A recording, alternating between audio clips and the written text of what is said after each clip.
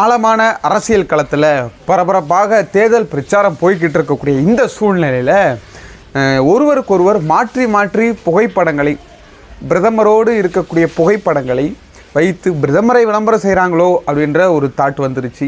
என்ன அப்படின்னா, இவர் பார்த்தா எடப்பாடி பழனிசாமி பார்த்தா கள்ளக்கூட்டணி திமுகன்றாரு. இந்த பக்கம் ஸ்டாலின் அவர்களும் ஸ்டாலின் அவருடைய மகன் உதயநிதி ஸ்டாலின் அவர்கள் பார்த்தா இது வந்து கள்ளக்கூட்டணி அப்படின்றாரு. இன்னொரு பக்கம் பார்த்திங்கன்னா எடப்பாடி பழனிசாமியும் விமர்சிக்கிறாரு. இன்னொரு பக்கம் அதிமுக விமர்சிக்குது. இன்னொரு பக்கம் அண்ணாமலை அவர்கள் சும்மா இல்லாமல் என்னத்தையாவது சொல்கிறாரு. அக்கா வானதி சீனிவாசனுக்கே தெரியல அவர் என்ன சொல்கிறார் அப்படின்னு. அப்போது அன்புமணி ராமதாஸனுடைய மனைவி இறங்குறது குடும்ப அரசியல் இல்லை பாஜக பொறுத்தளவு. இங்கே ஸ்டாலின் அவர்கள் ஸ்டாலின் மகன் அவர்கள் இப்படி ஏறக்குறைய அவர்கள் செய்கிறது குடும்ப அரசியல். அந்த பக்கம் எடப்பாடி பழனிசாமி அவருடைய ஜெயக்குமார் மகன் இவர்கள்லாம் செய்கிறது குடும்ப அரசியல் இல்லை. இது எப்படி எந்த மாதிரியான அரசியல் களம் தமிழ்நாட்டை நோக்கி சென்றுக்கிட்டு இருக்குது, தமிழ்நாட்டு மக்களை மடமாற்றக்கூடிய ஒரு வேலை இந்த அரசியல் கட்சிகள் செஞ்சுக்கிட்டு இருக்காங்க அப்படின்றது எனக்கு புரிய வரலை. ஏன் அப்படி சொல்ல வரேன் அப்படின்னா, கோட்டா அப்படின்ற ஒரு வார்த்தையை அண்ணாமலை அவர்கள் பயன்படுத்தியிருக்கிறார். நான் ஓபிசி கோட்டாவில் தான் படித்து முன்னுக்கு வந்தேன், படித்து ஐபிஎஸ் ஆனன்ற மாதிரி சொல்லியிருக்கிறார். இன்னொரு எம்எல்ஏவும் 2002 உங்கள் அப்பா எம்எல்ஏ வந்தார், நீ எம்எல்ஏ கோட்டாவில் வந்த ஆள் தான், நீ எம்பியாக இப்போ நிற்கிற அப்படின்னு சொல்லி இந்த வெயிட்டிங்னு ஒருத்தர் போட்டார் இல்லையா, அவரை வந்து நேற்று ட்ரோல் செஞ்சுருக்கிறாங்க. அதுக்கு பலமாக அண்ணாமலை அவர்களை மிக வைத்து செஞ்சுருக்கிறது இந்த ஐடி விங்குகள். என்ன நடந்தது? 2 கட்சிகள் திமுக அதிமுக அந்த 2 கட்சிகளும் ஐடி விங்குகள் வைத்து செய்யப்பட்டிருக்கிறது, ட்ரோல் செய்யப்பட்டிருக்கு. நேற்று அந்த புகைப்படத்துக்கான பிரச்சாரம் என்ன நடந்தது வாங்க வீடியோக்குள்ளே போகலாம். அதுக்கு முன்னாடி நீங்களும் நம்ம சேனலை சப்ஸ்கிரைப் பண்ணலாம்னா மறக்காமல் சப்ஸ்கிரைப் பண்ணுங்கள். அப்போ தான் இது போன்ற சுவாரஸ்யமான விஷயங்களை என்னால் உங்ககிட்ட கொண்டு சேர்க்க முடியும் அப்படின்னு நம்புகிறேன். வாங்க வீடியோக்குள்ளே போகலாம். ஃபஸ்ட்டு விஷயம் பார்த்திங்கன்னா, தேர்தல் பிரச்சாரம், தேர்தல் பரப்புரை. இந்த பரப்புரையில் யார் யாரை எப்படி சொன்னால், அதாவது மக்கள் மத்தியில் இப்போ எடப்பாடி பழனிசாமி அவர்கள் செஞ்ச நிறைய விஷயங்கள் எடுத்துக்கலாம். இப்போ சிறுபான்மையின் மத்தியில் ஏகப்பட்ட விஷயங்களை சிறுபான்மையிற்கு எதிராகவே செஞ்சுருக்கிறார். அதை சொல்லி ஓட்டு கேட்கலாம். சிஏவாக இருக்கட்டும், அதிமுக வந்து பாஜக பண்ண அத்தனை இன்னல்களுக்கும் கூட இருந்தவர்களை ஆதரித்ததாக இருக்கட்டும், இப்படி ஏற்கனவே அத்தனை விஷயங்களுக்குமே பாஜக கொண்டு வந்த அத்தனை திட்டங்களுக்குமே இந்த அனைத்து இந்திய அண்ணா திராவிட முன்னேற்ற கழகம் அதுக்காக ஒட்டுமொத்த கட்சியும் குறை சொல்ல விரும்பவில்லை.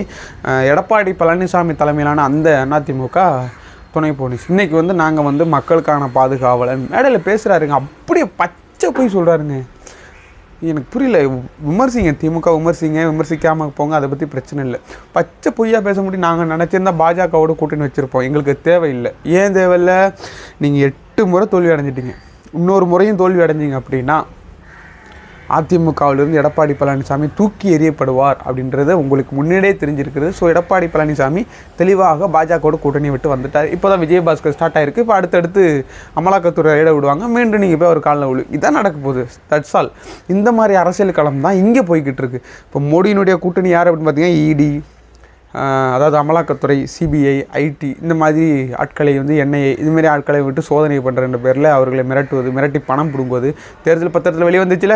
ஆனால் இதெல்லாம் எங்கேயுமே அண்ணாமலை அவர்களோ, வானதி சீனிவாசன் அவர்களோ, எல்முருகன் அவர்களோ, நயினா நாகேந்திரன் அவர்களோ அவங்களாம் பேச மாட்டுறாங்க. ஏன் பேச மாட்டுறாங்க? இப்போ மோடி எது பண்ணாலும் நல்லது, எதிர்கட்சிகள் என்ன பண்ணாலும் தவறு அப்படின்ற ஒரு பாணியில் தான் இருக்காரோ அப்படின்றது தெரியல. இப்போ எடப்பாடி மேட்டருக்கு வருவோம். மேடையில் இப்படி பேசுகிறாரு. இந்த மாதிரி ஃபோட்டோ காமிச்சு ஒரு முதல்வர் ஒரு பிரதமர் பக்கத்தில் இருக்கிறார், ஓகேவா? இந்த பக்கம் எதுக்காக உதயநிதி எடுத்தார்ன்ற சொல்கிறேன். ஒரு முதல்வர் பிரதமர் பக்கத்தில் இருக்கும் பட்சத்தில் அந்த புகைப்படத்தை காட்டி இந்த மாதிரி இங்கே பாருங்கள், யார் கூட்டணி, யார் கள்ள கூட்டணி வச்சுருக்கா, பிஜேபியோடு திமுக கள்ள கூட்டணி வச்சுருக்கு, பாரதிய ஜனதா கட்சி வந்து திமுகவோட கள்ள கூட்டணி வச்சுருக்கு, இவங்க நம்மளை கள்ள கூட்டணி சொல்கிறாங்க, எப்படி இது இந்த முதலமைச்சர் நமக்கு நாட்டுக்கு தேவைதானா? உடனே அங்கே ஒரு கும்பல் இருக்கிறாங்க, வேண்டாம் அப்படின்னு. அந்த கும்பலில் இருக்கக்கூடிய மக்கள் எடப்பாடி பழனிசாமியினுடைய மனநிலையை குளிர்விட்டதற்காக சொன்னார்களோ என்னவோ தெரியலை. அஃப்கோர்ஸ். ஏன்னா இந்த பக்கம் பார்த்திங்கன்னா உதயநிதி ஸ்டாலின் அவர்கள் இந்த ஒரு, அதாவது அந்த எய்ம்ஸ் மருத்துவமனை இருக்குல்ல, அதுக்காக அந்த படத்தை வைத்து பிரச்சாரம் பண்ணார். இருந்தவர்களையும் பிடிங்கிட்டு வந்துட்டேன், இனிமேல் அந்த மருத்துவமனை கட்டினா தான் நான் அந்த கல்லை கொடுப்பேன்றது அவருடைய ஒரு பிரச்சார பாணி. அதை என்ன பண்ணுறாரு, இவர் அந்த புகைப்படத்தை வச்சு பக்கத்தில் இந்த எய்ம்ஸ் கட்டிடம் அடிக்கல் நாட்டு விழாவில் எடப்பாடி பழனிசாமி பாருங்கள் நல்லா பல்ல காமிச்சிட்டு உட்காந்துருக்காரு. இவர் சொன்னது ஏதாவது ஒரு லாஜிக் இருக்குது. இந்த எய்ம்ஸ் மருத்துவமனையை கட்டலை, இதுக்கு ஒப்புதல் கொடுத்தது எடப்பாடி பழனிசாமி தலைமையிலான அதிமுக. ஆனால் இன்ன வரைக்கும் ஒருகள் நட்டுட்டு போனாங்களே தவிர இன்ன வரைக்கும் அங்கே மருத்துவமனை வரலை. அதுக்காக அவர் வந்து அதை சுட்டி காட்டி பிரச்சாரம் பண்ணுறாரு. அதுக்காக எடப்பாடி பழனிசாமி பல்ல கட்டுறாரு அப்படின்ற மாதிரி சொல்கிறாரு. ஆனால் இந்த பக்கம் காரணமே இல்லாமல் எல்லா வீடியோவுமே திமுகவுக்கு சப்போர்ட்டாக, திமுகவுக்கு ஓட்டு சேகரிக்கிற மாதிரிலாம் போகுது. அதை பற்றி பிரச்சனை இல்லை, உள்ளதை உள்ளபடி பேசுகிறோம், அவ்வளோதான். இப்போ எடப்பாடி பழனிசாமி நல்லது செஞ்சாலும் எடப்பாடி பழனிசாமி நல்லதுன்னு சொல்லி பேச போகிறோம், அண்ணாமலை அவர்கள் நல்லது செஞ்சாலும் அண்ணாமலை நல்லதுன்னு சொல்லி பேச போகிறோம், அவ்வளோதானே தவிர இது யாருக்கும் ஒரு சார்பற்ற இது ஒரு விமர்சனம் இல்லை, கருத்தும் இல்லை. இந்த பக்கம் எடப்பாடி பழனிசாமி அவர்கள் வெறும் வெத்து வெறுப்புக்காக நம்மள திமுககாரன் சொல்லிட்டான், நம்ம அதிமுக நம்ம சொல்லி ஆகணும். என்ன மிஸ்டர் பழனிசாமி, இப்படியா உங்களுடைய அரசியல் நாடகத்தை அரங்கேற்றுவீங்க மக்கள் மத்தியில்? மக்கள் நீங்கள் நினைக்கிற அளவுக்கு முட்டாள் இல்லை, ரொம்ப ரொம்ப தெளிவாக இருக்கிறாங்க. யாருக்கு ஓட்டு போடணும்? பாஜகவுக்கும் அதிமுகவுக்கும். இதுக்கு முன்னாள் வரைக்கும் கூட்டணி இருந்த அதிமுக இப்போ கூட்டணி நாடகம் போட்டுட்டு வெளியே வந்திருக்கிறது. ஸோ இவர்களை இது வரைக்கும் நாங்கள் விட மாட்டோம். அந்த மாதிரி பேசக்கூடிய எடப்பாடி பழனிசாமி ஏன் மோடியை விமர்சித்து பேச மாட்டேங்கிறார்? சிவி சண்முகம் பேசியிருக்கிறார், ரொம்ப ஆச்சரியமாக இருக்குது. சிவி சண்முகம் இந்த மாதிரி எல்லாம் வேண்டுன்றாங்க, நாங்கள் சொல்கிறோம் வேண்டாம் மோடி 3 வருஷம் 3வது முறை ஆட்சிக்கு வந்துட்டார் அப்படின்னா இந்த இந்திய ஜனநாயகம் துடை தெரியப்படும் அப்படின்னு ரொம்ப தெளிவாக பேசியிருக்கார் சிவி சண்முகம். ஏன் எடப்பாடி அவர்கள் வாயிலிருந்து வரலை? பயம். அடித்த பணத்திற்கும் வைத்திருக்கக்கூடிய ஆட்களுக்கும் ஏதாவது பங்கம் வந்துருமோ, சேதம் விளைந்துருமோ அப்படின்ற ஒரு பயம். தேர்தல் காலத்தில் கூட அவர்களை எதிர்த்து ஓட்டு கேட்க உங்களால் முடியலையே. இன்னமும் திமுக தானே விடியாது திராவிட மாடல் குடும்ப அரசு இதில் தானே சொல்லி கேட்குறீங்க, ஏன் பாஜகவை எதிர்த்து பேச மாட்டீங்கன்ற கேள்வி மக்களுக்கு எழும்பாதா? அதை கொண்டு போய் சேர்க்கறது தான் இங்கே விஷயமே. அந்த விஷயத்தை அழகாக உதயநிதி அவர்கள் கையில் எடுத்திருக்கிறார். இதில் என்ன புதுசு சொல்லுங்கள், நல்லா யோசித்து பாருங்கள். ஏதாவது ஒரு புது வகையான விஷயங்கள் இருக்கா? இல்லை, ஒரு எல்லாம் தெரியாத முகங்களை போட்டிருக்கீங்க. இப்படி எடப்பாடி பழனிசாமி அவர்கள் ஒவ்வொரு கட்டத்திற்கு மேலாகவும் துடைத்தரப்படுகிறார். இன்னொரு சுவாரஸ்யமான விஷயம் என்ன அப்படின்னா, ஓபிஎஸ் அவர்கள் தன்னுடைய செல்வாக்கை நிரூபிப்பதற்காக ராமநாதபுரத்தில் போட்டிடுறார். அவரை எதிர்த்து மீண்டும் ஒரு 5 பேரை தொடர்ந்து ஓபிஎஸ் அவர்களுடைய ஓ பன்னீர்செல்வம் பெயரிலேயே போய் போட்டியிட வைக்கிறாங்க. இது எந்த மாதிரியான அரசியல்? ஒருவேளை ஓபிஎஸ் மேலே எடப்பாடி பழனிசாமி இன்னும் பயம் இருக்கோ?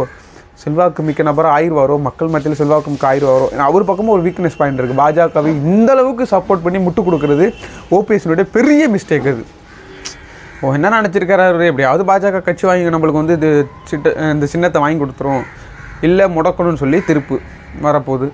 அந்த ஏக்கத்தில் அந்த நோக்கத்தில் அவர் போயிருக்கிறார். ஆனால் எதுவுமே பாஜக அரசு செய்யலை. இவர் மேடையில் செல்லா காசுன்ற மாதிரி அவரை மதிக்கக்கூட செய்யலை. ஆனால் அப்பேற்பட்ட ஆளுக்கும் இந்த எடப்பாடி அவர்கள் இன்னும் 4 பேரை ஓபிஎஸ் பேரில் போய்ன்றா, எவன் பேருக்கு எவன் ஓட்டு போடுறான்னு பார்ப்போம். ஓபிஎஸ்னுடைய என்ன சின்னன்னு தெரியல, இந்த சின்னத்துக்கும் அதே சின்னத்தை எங்களுக்கு கொடுங்கன்னு சொல்லி போட்டு போட்டாலும் போடுவாங்க.